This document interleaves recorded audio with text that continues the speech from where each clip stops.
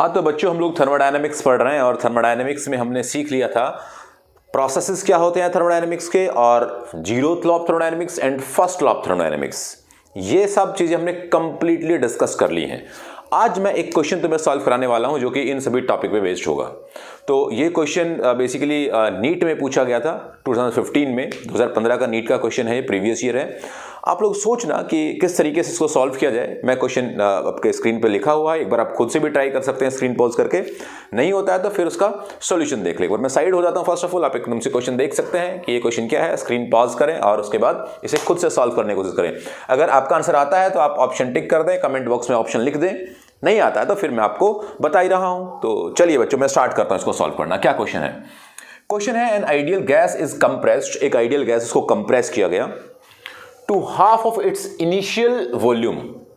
जो उसका initial volume था उसके आधे तक कंप्रेस किया गया। माइंड इट, इनिशियल वॉल्यूम जो भी रहा होगा 10, 20, 50, उसके आधे तक उसे कंप्रेस किया गया by mean of several processes.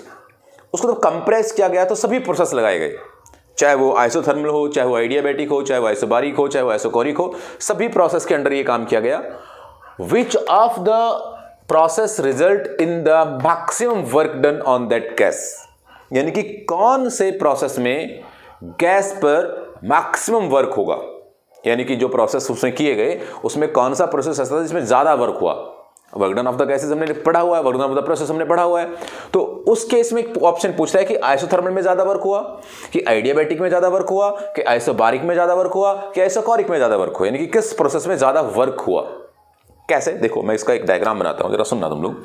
आप बिल्कुल जानकार हो इस चीज के। मैं कंप्रेशन का डायग्राम बना रहा हूं। किसका डायग्राम बना रहा हूं बच्चों? मैं कंप्रेशन का। तो मैंने आपको पीवी इंडिकेटर डायग्राम में सिखाया था कि अगर वो कंप्रेशन की बात करता है, जैसे ये एक डायग्राम है जिसमें ये एक्सेस पी को रिप्रेजेंट करता है प्रेशर को इन सर्टेन यूनिट्स, एंड ये वी को रिप्रेजेंट करता है वॉल्यूम को।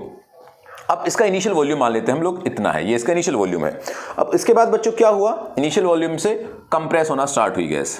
तो कंप्रेशन के कर्व ऐसे होते हैं, यहां से ये ऐसे।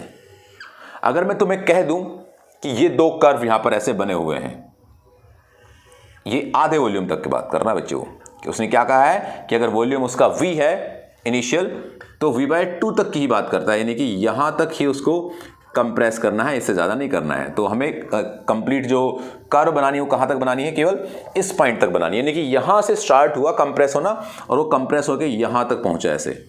ये एक कर्व है, ये आपकी दूसरी कर्व है। कंप्रेशन इसलिए कैसा साइन लगेगा इसमें? एरो का साइन ऐसा लगेगा, ये इसका एरो का साइन लगा। ये इंडिकेट करता है कि प्रेशर एक्चुअली बढ़ रहा है और वॉल्यूम घट रहा है। वॉल्यूम घट रहा है, इस साइड आएंगे तो वॉल्यूम घटेगा और ऊपर जाएंगे तो प्रेशर बढ़ेगा। तो प्रेशर बढ़ने से और वॉल्यूम घटने से क्या होता है? कंप्रेशन होता है। अब ये जो दो मैंने कर्व यहां पर बनाए हैं, तो जरा आप सोच के बताओ कि इन दोनों कर्व में से कौन सा आइडियाबैटिक का है और कौन सा आइसोथर्म का है। अभी आपको मालूम है, मैंने आपको सिखाया था कि जिसका भी स्लोप ज्यादा होता है उसका बेसिकली जो उसको वो जो कर्व है बेसिकली आइडियाबैटिक का होता है, क्योंकि आइडियाबैटिक का जो स्लोप है that is gamma into something, और गामा 1 से बड़ा वैल्यू होता है। तो इस केस में स्लोप किसका ज्यादा है? इस ऊपर वाले का ज्यादा है कि नीचे वाले का ज्यादा है?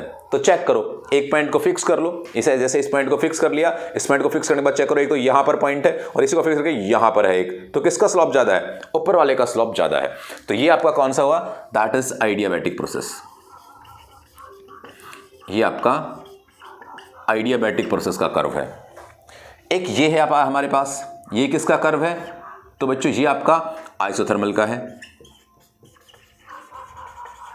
क्योंकि जिसका स्लोप कम है वो कौन सा है? आइसोथर्म है। अब आइडियाबैटिक प्रोसेस हो गया, आइसोथर्म प्रोसेस हो गया, आप कौन सा कर लेते हैं? चलो आइसोबारिक कर लेते हैं। ये यहां से ऐसे, क्योंकि आइसोबारिक में क्या चीज कांस्टेंट रहनी चाहिए? प्रेशर कांस्टेंट रहना चाहिए। प्रेशर यहां पे जो है वो हर जगह पर कंप्रेशन तो हुआ है, कंप्रेस तो हुई है गैस, लेकिन उसका प्रेशर क्या रहा है? सेम रहा है। इसलिए ये किसका हो गया बच्चों? ये आपका हो गया आइसोबारिक का। अब आइसोकोरिक की अगर हम बात करें तो आइसोकोरिक में क्या होगा? ये एग्जैक्ट यहां से ऐसे वॉल्यूम कांस्टेंट रखना है। ये आपका वॉल्यूम कांस्टेंट रहा, तो ये भी बेसिकली कंप्रेशन तो कहां हुआ? कंप्रेशन तो हुआ ही नहीं। फिर अगर वॉल्यूम कांस्टेंट है तो इसकी तो हमें बात ही नहीं करनी चाहिए, ये तो है ही नहीं, ये तो समझो हुआ ही नहीं है। तो वॉल्यूम तो चेंज हुआ ही है। अगर हम वॉल्यूम कांस्टेंट कर देंगे तो वर्क डन होगा ही नहीं, की बात करेंगे हम बाद में। अब इन तीनों में से सोच समझ के बताओ कि किसका वर्क डन ज्यादा हुआ। ज्यादा पूछा कि हाँ मैक्सिमम, ज्यादा वर्क डन हुआ। अब ये मुद्दा आ गया कि भाई वर्क डन निकाले कैसे। तो वर्क डन निकालने का फॉर्मूला अब आपको सोचना पड़ेगा। तो वर्क डन का फॉर्मूला हमने पढ़ा था, work done is equal to P dot dV, यानी कि प्रेशर एक्सिस और वॉल्यूम एक्सिस का जो प्रोडक्ट है वो हमें वर्क देता है। और एक बात और भी मैंने पढ़ाई थी तुम्हें कि अगर हम area under the PV curve निकाल लें तो पीवी कर्व के अंडर का जो एरिया है वो भी क्या देता है आपको, वो भी वर्क डन देता है। यानी कि work done area under the PV curve भी होता है और यहां पर हम एरिया निकाल सकते हैं। तो अब सोच के देखो कि एरिया निकालेंगे तो कौन सा, ये इसका एक एरिया ये हुआ बच्चों, दूसरा एरिया इस कर्व के नीचे का ये हुआ, प्लस में ये हुआ, और तीसरा यहां से ये वाला एरिया भी, प्लस में ये वाला एरिया भी, प्लस में ये वाला एरिया भी। अब तुम्हें क्लियर कट मैसेज मिल गया होगा कि जिसका एरिया ज्यादा, क्योंकि एरिया अंडर द कर्व क्या है, वर्क डन, जिसका एरिया ज्यादा उसका वर्क डन ज्यादा। अब किसका एरिया ज्यादा है, कौन से वाले में एरिया ज्यादा रखा है, ये आपका आइडियाबैटिक में एरिया ज्यादा रखा है। उसके बाद दूसरे नंबर पे कौन आता है, आइसोथर्म में एरिया ज्यादा रखा है। तीसरे नंबर पे कौन आता है, आइसोबारिक में एरिया है। उसके बाद आइसोकोरिक में तो है ही नहीं, यहां तो वर्क डन हुआ ही नहीं, तो मैं यहां पे ऑर्डर लिख रहा हूं, work done of adiabatic is greater than the work done of isothermal is greater than the work done of isobaric, और इससे भी बड़ा यानी कि जीरो ही होगा लगभग किसमें, आइसोकोरिक में। आइसोकोरिक का वर्क डन कितना होगा बच्चों, जीरो होगा वहां पे, तो क्योंकि वॉल्यूम चेंज हुआ नहीं आइसोकोरिक में। तो अब यहां से तुम्हें ऑप्शन पिक करना है कि कौन सा बेस्ट ऑप्शन है। तो आंसर है आइडियाबैटिक का जो प्रोसेस है इसमें सबसे ज्यादा वर्क हुआ, यानी कि आपका जो करेक्ट ऑप्शन था, किसी ने लिखा होगा कमेंट बॉक्स में, बी ऑप्शन आपका करेक्ट था। तो यहां पर आपको पता होना चाहिए था, नॉलेज होनी चाहिए थी कि तीनों चारों प्रोसेस में वर्क डन कैसे होता है, वर्क डन का फॉर्मूला क्या होता है और वर्क डन निकालने का तरीका क्या होता है। तो दो तरीके होते हैं, या तो आप पीडीवी कर लीजिए या फिर आप उसका एरिया निकाल लीजिए अगर आपको कर्व दी हुई है तो। और उसने वहां से कितना कंप्रेस किया था उसको, केवल हाफ वॉल्यूम तक उसने उसको कंप्रेस किया था। तो ये एक क्वेश्चन मैंने आपको कराया बच्चों। ऐसे मैं कुछ बेसिक यानी कि आपको sample problems on that basis of all the concepts मैं सिखाऊंगा, बताऊंगा।